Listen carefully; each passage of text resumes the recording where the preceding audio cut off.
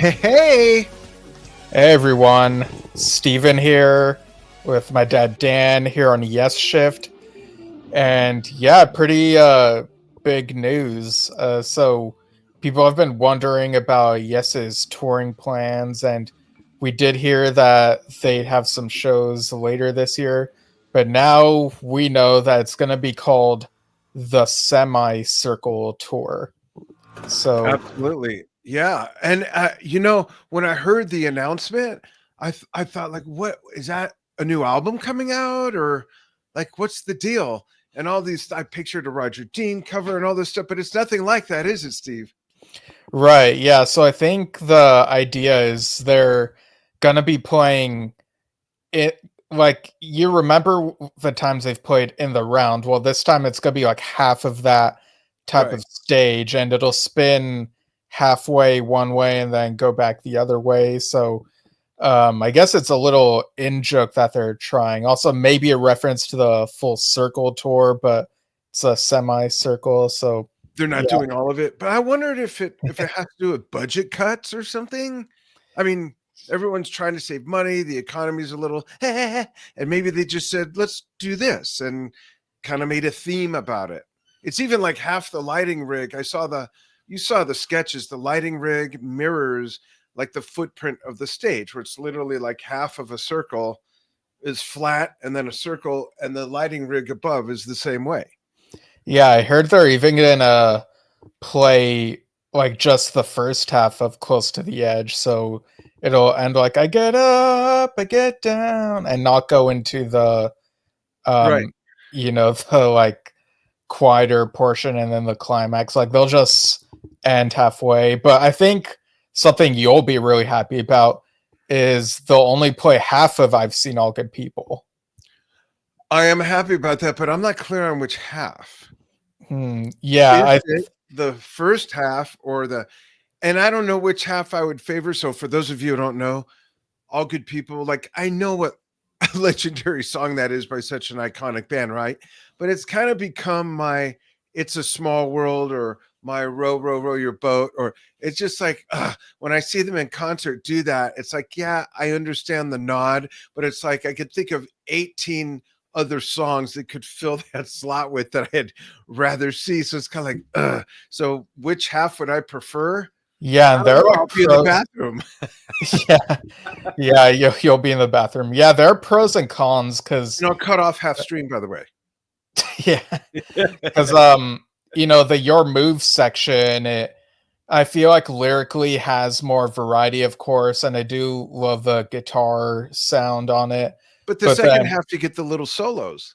yeah, the second half does have a lot more, like, it's more of a jam, Yeah. even if the lyrics are, it's like the same lyric line over and over. So So there I'll are take that pros and half. cons. Yeah, I'll take that half, the second half. Okay. It's got Yeah. it's got more energy, it's got the solos, it's yeah, I'll do that. Yeah. I don't know. People must hate me for that. I don't know. Yeah, and I did but that might also mean they'll play half of Roundabout, which as we know, like even though they've played that song like whole lot, like people do get upset when it gets abridged like at certain points I over the can't years. stand that. I'd rather just hear that part.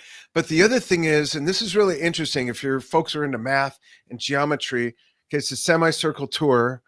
They're going to play parallels, which is a whole different geometric figure, but they're going to cut it off right before that awesome organ or synthesizer solo, depending on which version you're looking at. So it's kind of neat what they're doing with these songs, but what we're not clear on is if they're going to do them as standalone or string all these halvesies together. That's part of the mystery of the tour.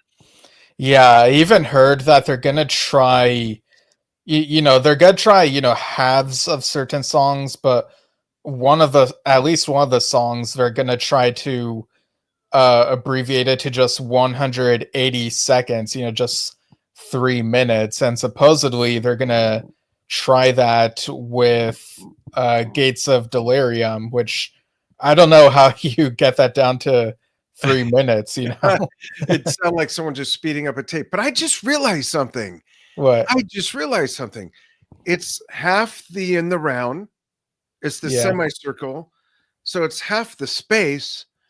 I wonder if it's just going to be like Jeff, Billy, and Jay half the time, and then Jeff, or rather Billy, Steve, and Jay the other half, where it's like half the band or something like that. Otherwise, Yeah, John I would Davison in there somewhere. yeah, Yeah. somewhere, hopefully. I don't know.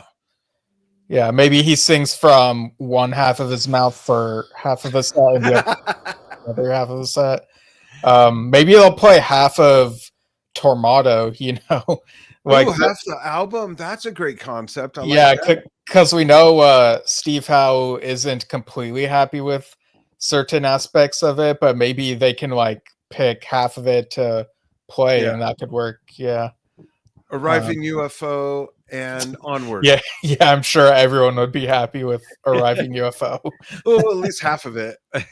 Right? Yeah. Um, all right. So this is April Fools, everyone. Yeah, we Wait, were what? joking. Yeah, like But none of Brett, that was true. but make of this what you will. It's April Fools. So think about how to read into this. It's April Fools, but Patrick is not going to record the next album with them. He's not going to, but it's April Fools. So take from that what you will. We'll leave that Oh right yeah, there. so if you say that, then you're hoping that like the universe will be like, oh, it's got to be the opposite, and they'll put him on the album as a guest. I mean, or maybe he's on half the album. Oh, maybe. Yeah. Well, yeah. Jeff is a huge Patrick fan, so if the two of Yeah. them collaborate like that, that'd be really cool. That'd be Um, interesting. Those two styles together. Yeah. yeah, and we do know they're planning on putting out another album. Recently there's an article where Jeff said that it should be out like early next year at some point. So Half of that's it or the whole thing? the whole thing, I would assume. Okay. And he said it would be more progressive. So I Oh, think that could maybe it's going even further in the direction that it feels like Mirror to the Sky went from the Quest. It feels like maybe they are like gradually progressing in a certain direction that fans might so that might please more fans, I guess. I don't know. yeah, what elements do you think of when you hear that? That it's going to be more progressive? What's the first thing that comes to your mind? Well, yeah, the first thing I guess was maybe some heavier instrumental parts, but could also mean longer tracks, maybe. That's But what I which think. we already Longer, got a longer track with Mirror to the Sky, so I yeah, don't know. but they did several longer track albums with Close to the Edge to Topographic Oceans to Relayer. So I think of longer tracks, more instrumental passages, and more like odd times and stuff. That's what I think of Yeah. when I hear progressive, even Yeah, though there's been different plenty of those shifts. short ones. Yeah, more shifts between different styles within the same song, Yeah. maybe. Yeah, Yeah. dynamics and things like that. So, and when did he say? Early next year, 2026? Yeah. So what are So they doing in the meantime? Like, come on, well, guys. they do have shows. I read this article that like they're playing shows in Japan in the fall, so I think they're going to be touring a little bit, and they may very well, for all we know, maybe they are working on the album in the meantime before those shows. But Yeah, but it's happening, and really excited and curious about it. absolutely. I hope we get a Roger Dean cover. It's truly hard for me to imagine Yes Music without a Roger Dean cover. It's like it's so out of place. It's like you're used to seeing a certain actor dressed a certain way, and then all of a sudden, you know what I mean? Yeah, I mean, I'm sure Roger's been very consistent with them, so I'm sure that they'll have him again for the next one. Yeah, I think a big part of that's the Steve Howe relationship. yeah, they have a really good rapport with each other. Yeah, Um, yeah, so, but yeah, while we're on here, well, this is gonna be a short one, but I thought it'd be kind of funny to mention that this past week, I think you and I talked about this, how like the Jethro Tull Christmas album that I ordered for you finally arrived. I have it right here. Ta-da. I Yeah. haven't christened it yet. We're driving, on a trip home soon this week, or I am, and just staying in Las Vegas for a while. And I'm going to pop it in. Yeah. So that should be a lot of fun. Yeah.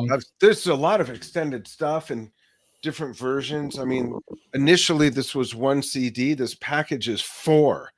And it's got a ton of live stuff, remixes. Is it remixed or remastered? I don't even remember. Remix. There's okay. There's the original 2003 mixes on CD1. CD2 it's weird how it's out of chronological order. CD2 is 2024 remixed by Bruce Sword, SOORD, and CD3 goes back in time to 2008, remixed by Bruce. Oh, it's live, remixed by Bruce into 2024. And then CD4 is the Ian Anderson Band live at St. Bride's 2006, remixed by Bruce, all in 2024. And there's a Blu-ray on top of that with 5.1 surround sound, high resolution stereo, 2 or 3 specific songs. There's some other treatments to that. This is really a neat package. Yeah, the store that I ordered it from, like, I guess there had been delays, like, because they're waiting on the supplier or something to send it to them. So, you know what? Hold on. Let's christen this real quickly right now. Let's take the cellophane off because it's just the packaging's great. Okay, so you got the front. Yeah. You got the back. You got a cool spine. Look how thick that is. And then you got your 2 CDs. And then there's all this. Pictures and stories and lyrics and just really great stuff. And then on the back, you've got the other CDs. It's really nice. One of the best pieces of packaging I've seen in a CD product in a very long time. This is great. Thanks. Yeah, that's gonna be great to play on your trip. Absolutely. Yeah, I'll have hours and hours of driving. Yeah, for sure. And what's kind of funny is, when I was like messaging support or whatever, about asking like if there's any update. What is this thing? What's funny is like this week, as we're recording, I've also messaged support for like a different store that I ordered the new John Anderson and the Band Geeks live album from, and so yeah, so I'm what's kind of weird is it's just a first name, right? The support person, and it's like the same first name, the same spelling as like the other support person for the other store. So I'm like, is this the same person and they have a great gig working for multiple stores, or is this an automated thing, that an automated program that just uses that same name? So I don't know, it's just kind of a funny thing. That is funny. It's probably the latter, I'm thinking. Yeah, maybe. But yeah, I'm pretty excited to see John Anderson and the Band Geeks in Anaheim on the 3rd, which is next week as of when we're recording this episode. So I'll be sure to like report back on that. That'll be awesome. Yeah, I'll miss it, unfortunately. But for good reason. My birthday is the 2nd, tomorrow, as you folks are viewing this, if you're watching it on April Fool's Day. And I'll be out in Las Vegas. We're covering the Las Vegas Drum Show, which would have already happened a couple days ago. And I'm staying out in Las Vegas because we've got a daughter and 2 of the grandkids have birthdays the same week. So they're down in Tucson this week, I believe. Then they're coming up to Anaheim, I think, and that's when you'll see them. So I'll unfortunately miss it altogether.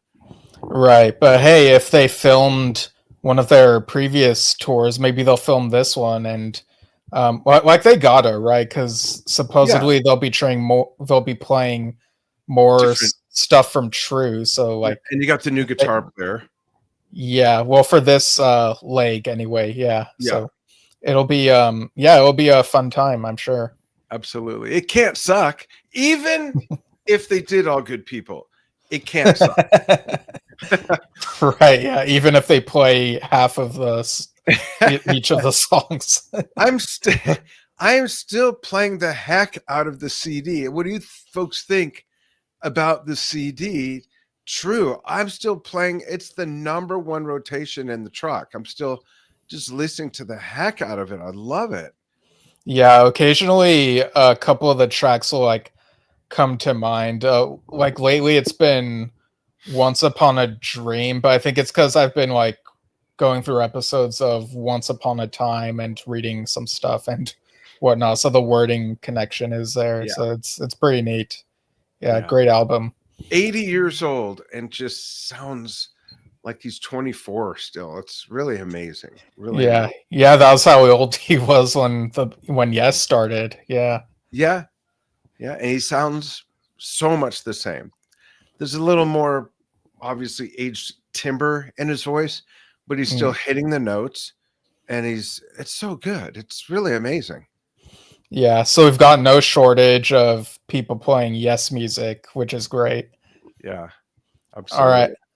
Well, thanks for tuning into this April Fool's Day episode, folks. You know, episode titled A Complete 180 because this is episode 180, and so we sort of played off of that. So lots of fun. And stay tuned. We'll be back again. You can follow us on at Yesshift on Facebook and YouTube, and just type Yesshift in a podcast app. You might find us. We're easy to find. And you can write to yesshiftpodcast@gmail.com with any feedback, suggestions, favorite halves of Yes songs, I guess. Even if it's like a middle half, like, or something like the middle 50% or whatever. And be sure Yeah. be sure to get your tickets to the Semicircle tour. It's anticipated to Yeah. sell out halfway really quickly. Yeah. And people will only be able to sit in like half of the venue. The other half will be closed off. Right, exactly. All right. All right. Thanks, everybody.